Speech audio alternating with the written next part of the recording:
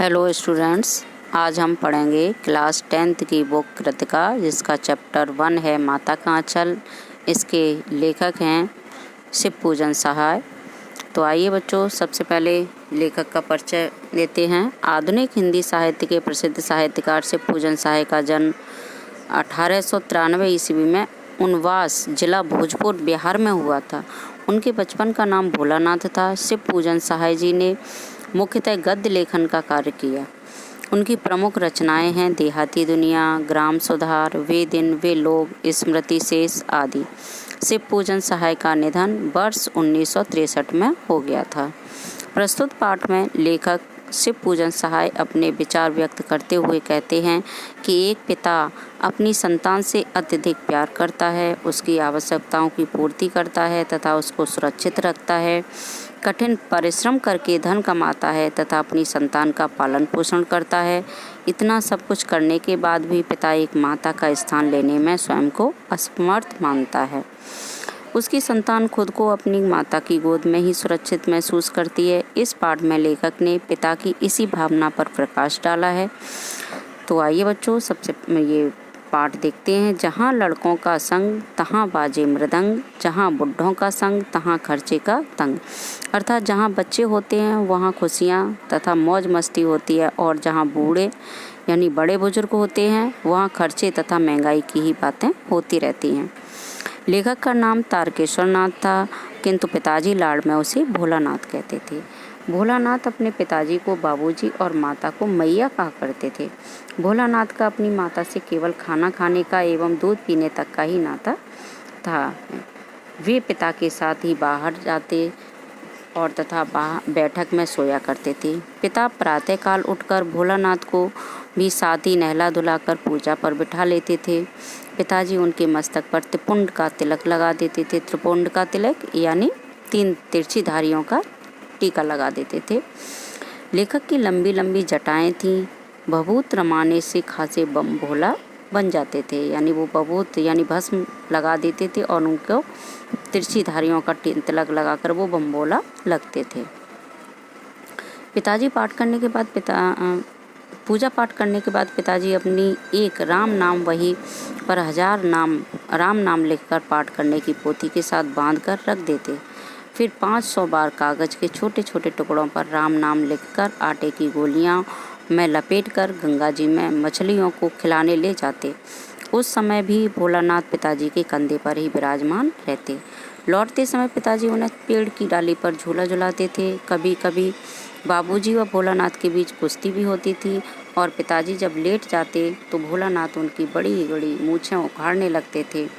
भोलानाथ के पिताजी अपने हाथ से उसे दूध भात खिलाते थे। अब देखिए भोलानाथ का अपनी माँ के साथ संबंध कैसा था वो देखिए। पिताजी के खिलाने के बाद भी माँ थाली में दही भात लेकर अलग अलग तोता, मैना, कबूतर, हंस, मोर आदि पक्षियों के बनावटी नाम से कौर बनाकर यह कहते हुए खिलाती कि जल्दी खा लो नहीं तो उड़ जाएंगे। तब भोलानाथ सब बनावटी पक्षियों को चट कर जाता था, यानी सारा भोजन खा जाता था। भोलानाथ की माँ उसे अचानक पकड़ लेती और एक चुल्लू कड़वा तेल उसके सिर पर डाल देती थी तथा उसे मालिश करके और उसको सजा धजा कर कृष्ण कन्हैया बना देती थी। भोलानाथ रोने लगते तो पिताजी उसे गोद में लेकर बाहर जाते। वहाँ जब वे अपने साथी बच्चों को खेलते हुए देखते तो भोलानाथ भी रोना धोना भूलकर अपने साथियों के साथ खेलने लग जाते थे। अब देखिए भोलानाथ, यहाँ लेखक ने अपने बचपन के खेलों के बारे में बताया है। तो बचपन में उनके क्या क्या खेल थे वो देखिए। भोलानाथ के घर पर बच्चे तरह तरह नाटक खेला करते थे, जिसमें चबूतरे के एक कोने को नाटक घर की तरह प्रयोग किया जाता था। बाबूजी की नहाने की चौकी को रंगमंच बनाया जाता था। उसी पर मिठाइयों की दुकान सजाई जाती थी। उसमें दुकानदार व खरीदार बच्चे ही होते थे। दुकान के बाद घरौंदे बनाते थे, यानी छोटे छोटे बच्चे अपने जो घर बनाते हैं, इस तरह से भोलानाथ भी अपने साथियों के साथ घर बनाते थे तथा दावत का खेल करते। बारात का खेल होता था जिसमें दूल्हा बकरे की सवारी करता था।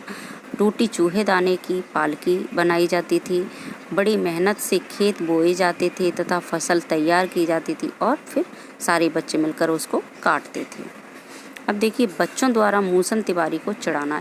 जब उनके मूसन तिवारी जी जो गुरुजी थे उनको सारे बच्चे मिलकर चिढ़ाते थे। तो वो देखिए, आम की फसल के समय कभी कभी खूब आंधी आती है।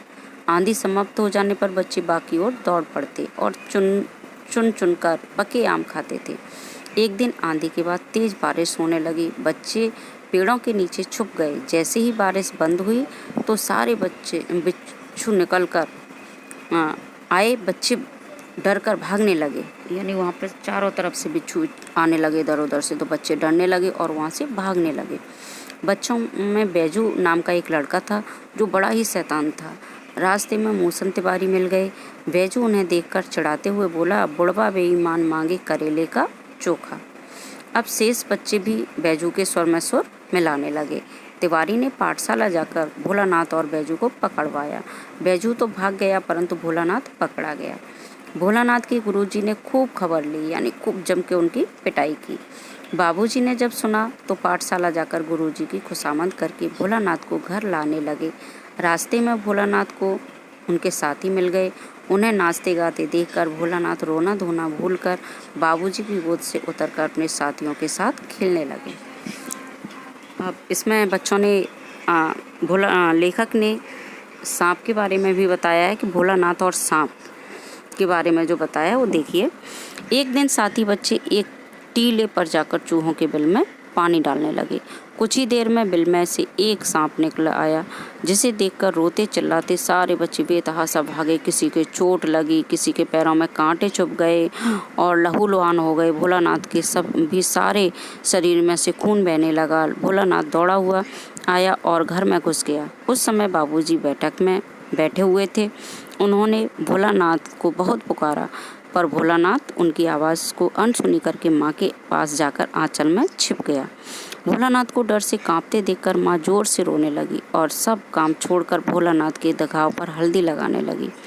भोलानाथ के मुंह से डर के कारण सांप तक नहीं निकला, वह तो स करता रहा। चिंता के मारे माँ का बुरा हाल था। इस बीच बाबूजी ने भोलानाथ को माँ की गोद से लेना चाहा, किंतु भोलानाथ ने माँ के आंचल को नहीं छोड़ा। इससे यह स्पष्ट होता है कि पिता बच्चे को चाहे कितना भी प्यार करे, परंतु परेशानी या मुसीबत के समय बच्चे अपनी माँ के आंचल को ही सुरक्षित समझते हैं।